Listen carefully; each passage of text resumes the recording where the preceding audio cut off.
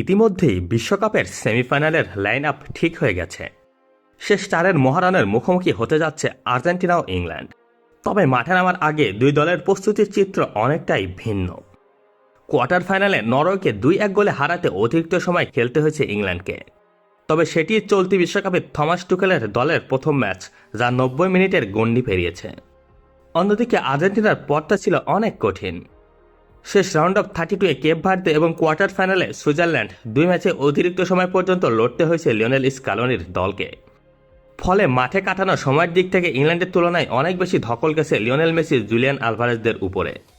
এর সঙ্গে যুক্ত হয়েছে আরেকটি গুরুত্বপূর্ণ বিষয়, রিকভারির সময়। কোয়ার্টার ফাইনালে আর্জেন্টিনার আগে মাঠে নেমেছিল ইংল্যান্ড। ফলে সেমিফাইনালের আগে কয়েক ঘন্টা বেশি বিশ্রামের সুযোগ পাচ্ছে হ্যারিকেনরা, যা টুর্নামেন্টের এই পর্যায়ে বড় সুবিধা হিসেবে দেখা হচ্ছে।